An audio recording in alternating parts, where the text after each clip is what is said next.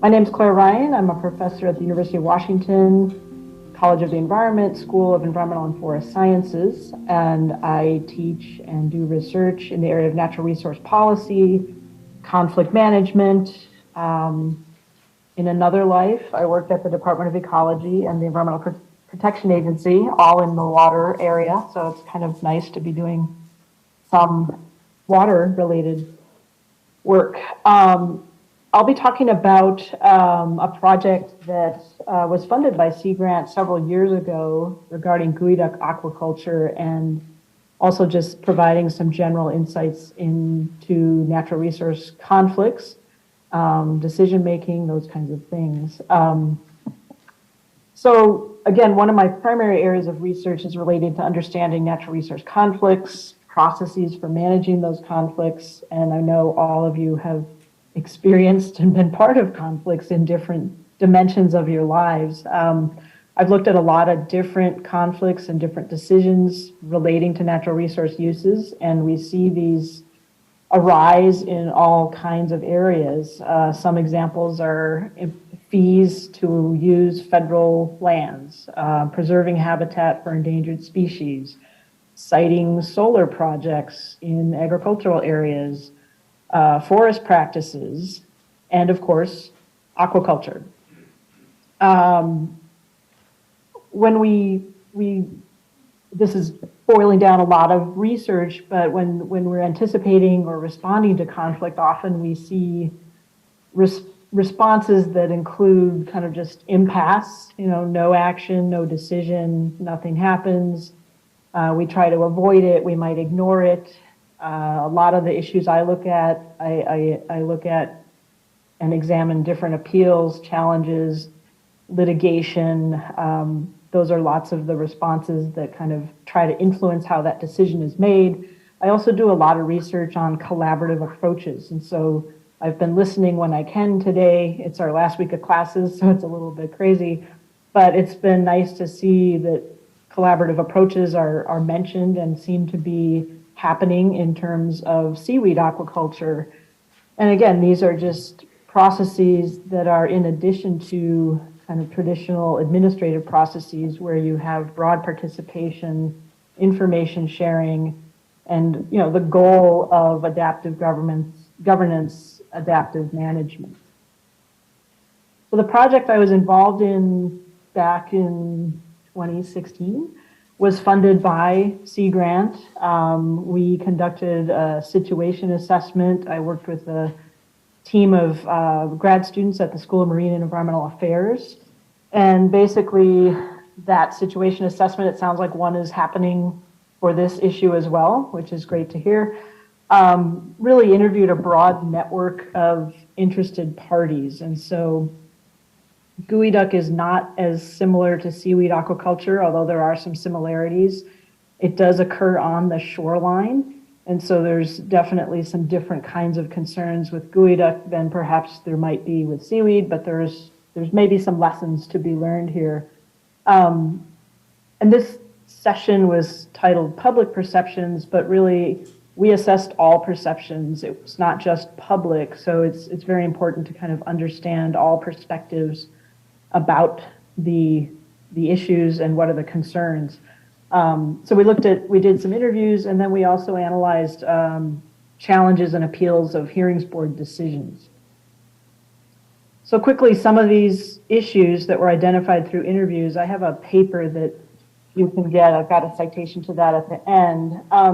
Probably not so surprising, right? We see issues with aesthetics, visual impacts, light, noise, recreation and access to shorelines. I guess the other thing that makes this issue slightly different, although Brady just mentioned a lot about leasing public lands, this was very much focused on and in response to DNR's proposal to lease public shorelines for geoduck aquaculture. But certainly some concerns about public shorelines being used for kind of commercial or private purposes, private gain, access, getting boats up, just walking on the shoreline, navigation hazards, another category of land use concerns in terms of whether these public shorelines might be rezoned for commercial use. Many of those shorelines abut private property.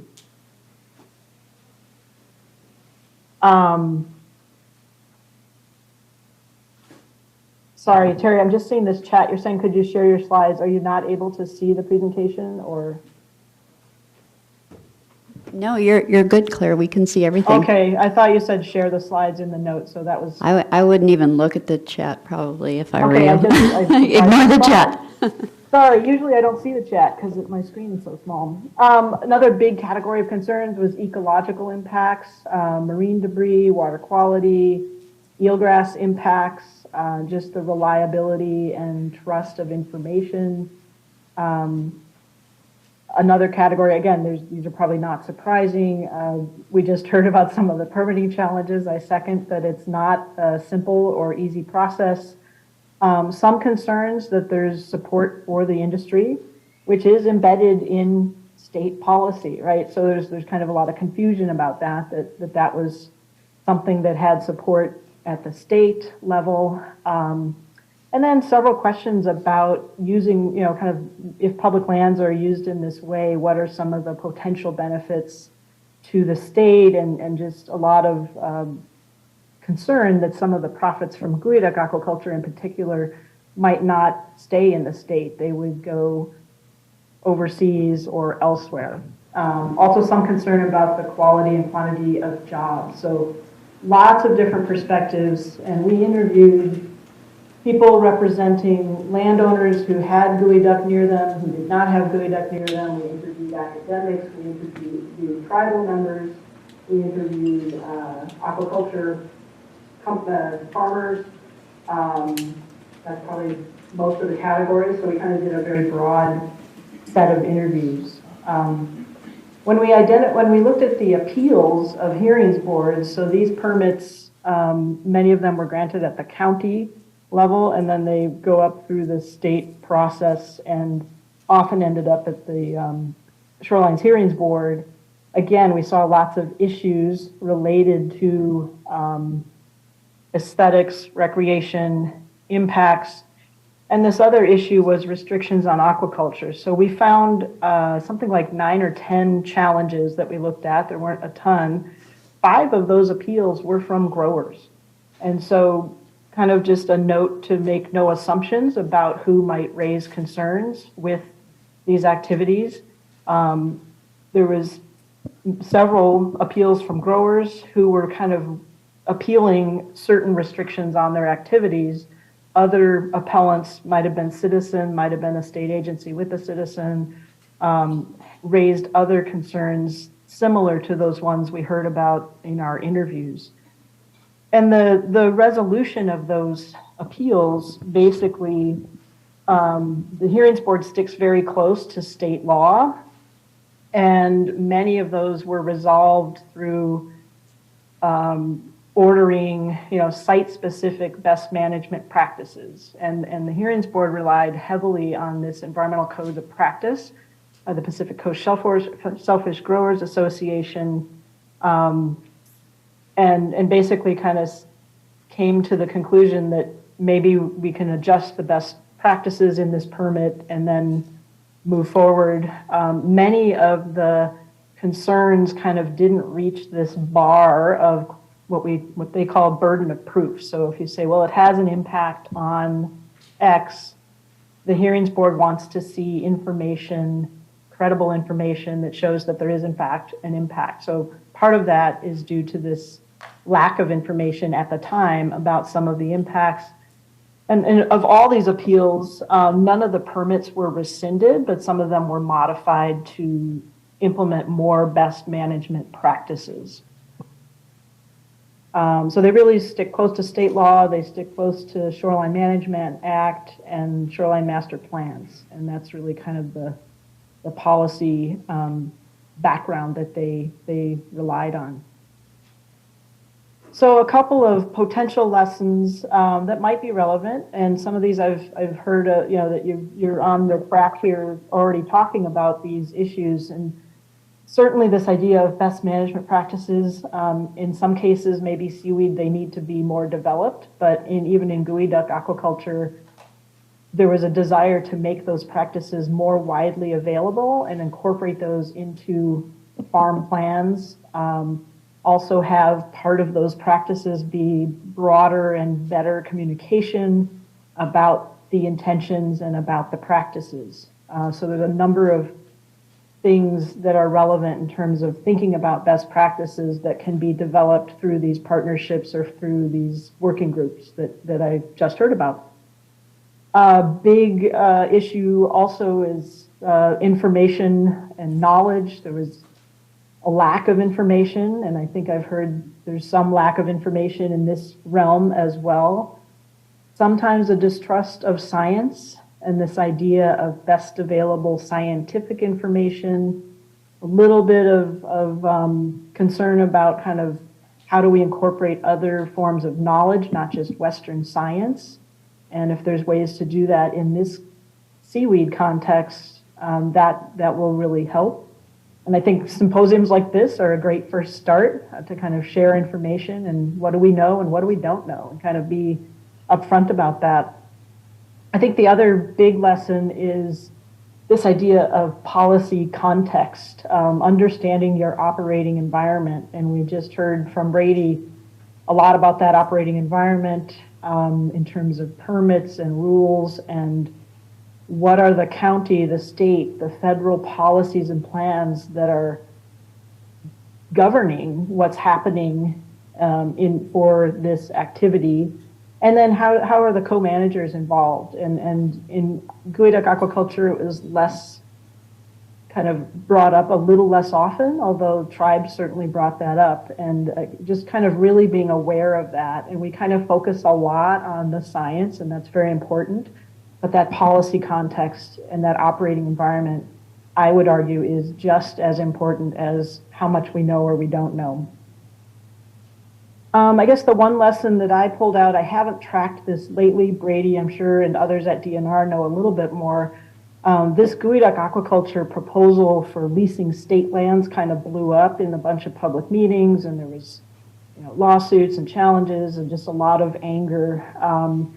DNR started a pilot leasing project which incorporated elements that address some of these concerns, research and monitoring. What are some of the physical criteria for where these activities can take place on state lands?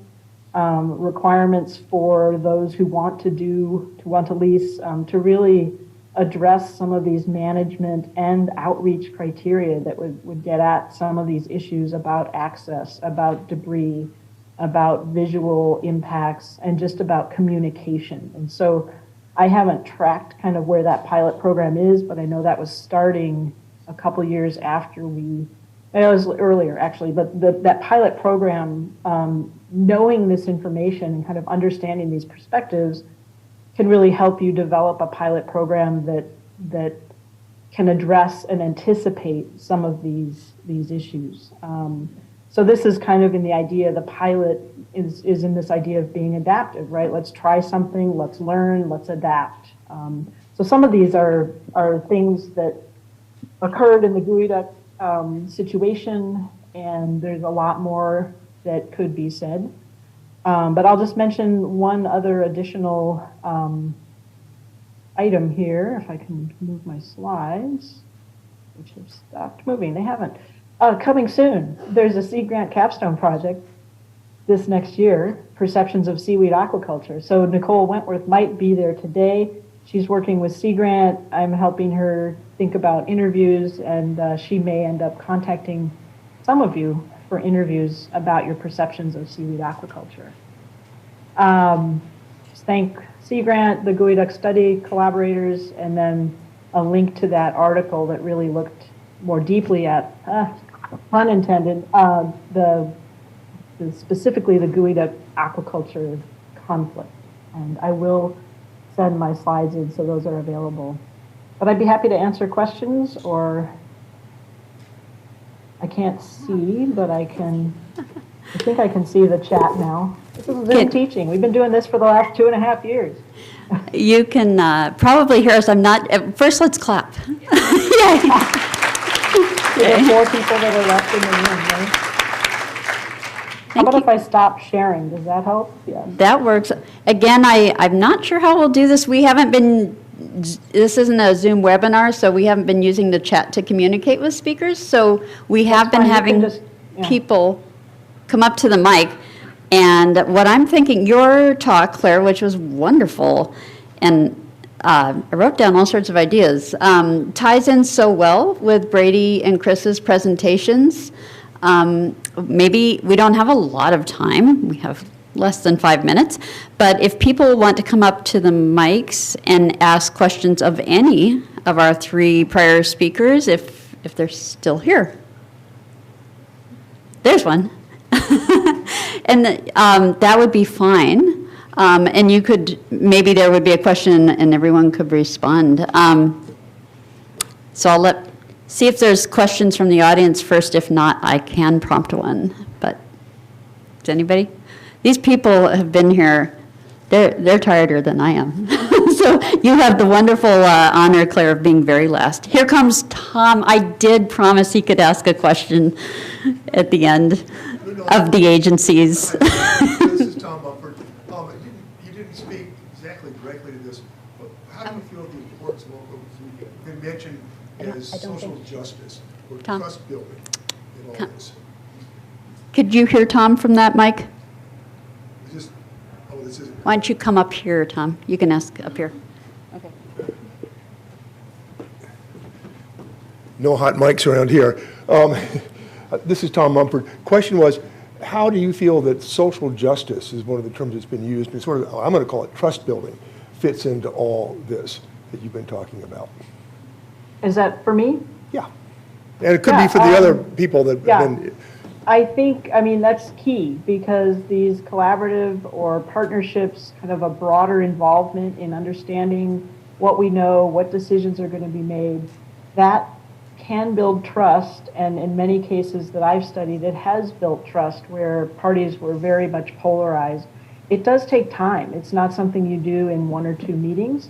It's something that is a long-term kind of relationship building process, and the ones that we've seen that build the most trust are processes where agency or decision makers actually make a firm commitment to actually using the feedback, the suggestions that are legal, right?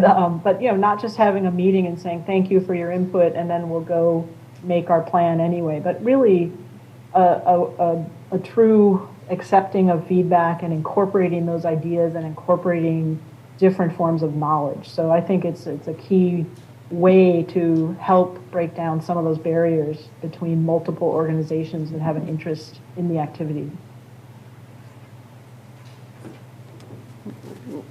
Would Chris or Brady like to respond to Claire, or she also just kind of left me with a perfect closing concept? So, Chris, yep, okay.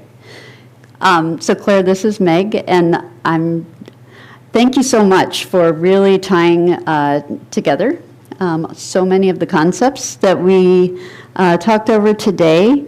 And I'm thinking you've given us all a very clear direction for where to head. The lessons that you drew from geoduck aquaculture and the various very specific suggestions for how to build collaborative relationships and steer clear of conflict or minimize conflict when possible. There will be conflict. Plan on it. Okay. That's what I tell my students. But there can be good conflict. Anyone who's ever been to marriage counseling knows that there's bad conflict and good conflict. So we can do this.